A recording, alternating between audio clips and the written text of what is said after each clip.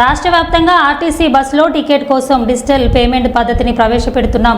Digital payment కోసం కొత్త మిషనరీని తీసుకురాబోతున్నామని రవాణా శాఖ మంత్రి పొన్నం ప్రభాకర్ అన్నారు. గ్రామీణ ప్రాంత ప్రజలకు అదేవిధంగా ప్రతి పౌరుడు ఉపయోగించుకునేటువంటి ఆర్టీసీ సంస్థలో కొన్ని రిఫార్మ్స్ తీసుకొచ్చే భాగంగా పెరుగుతున్నటువంటి సాంకేతికతను ఆధారంగా చేసుకొని ఐటీ మిషన్స్ అంటే క్రెడిట్ కార్డు కానీ లేదా ఇతరత్ర ఏదైతే డిజిటల్ పేమెంట్స్ ద్వారా ట్రాన్సాక్షన్ చేసేటువంటి అంశం ఉందో దాన్ని బస్సులో ప్రయాణించే వాళ్ళు ఉపయోగించుకునేటువంటి విధంగా కొత్త యాప్ తోటి కొత్త మిషనరీ తోటి ఈ యొక్క కార్యక్రమం తీసుకోవడం జరిగింది.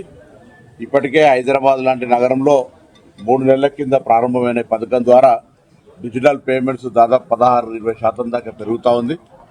తెలంగాణలో ఇప్పటికే దాదాపు 9-10 వేల బస్సులు 6,000 బస్సుల పైన ఈ డిజిటల్ పేమెంట్ సిస్టమ్ కానీ అదేవిధంగా ప్యాసింజర్కు డెస్టినేషన్ ఇచ్చేటువంటి విధానం లోపల ఎటువంటి డిస్టర్బెన్స్ లేకుండా తొందరగా టికెట్ ఇచ్చేటువంటి విధంగా పంచుకొట్టడము వాటికి వీటికి ఆ మాన్యువల్ కాకుండా టెక్నికల్ సిస్టమ్ లోపల కన్వీనియన్స్ అండ్ అకౌంటబిలిటీ ఉండాలంటే దానికి సంబంధించిన డాటా అంతా కూడా హెడ్ ఆఫీస్లో సింక్రనైజ్ అయ్యి ఎప్పటికప్పుడు బస్సులో ఎంతమంది ప్యాసింజర్స్ ఉన్నారు, ఎక్కడి దాకా వెళ్తా ఉన్నారు, రెవెన్యూ ఏంది అనేది అంతా కూడా ఆన్లైన్ చెక్ చేసుకునే సిస్టమ్ లోపల ఈరోజు ఆర్టీసీని వ్యవస్థీకరించడం జరిగింది.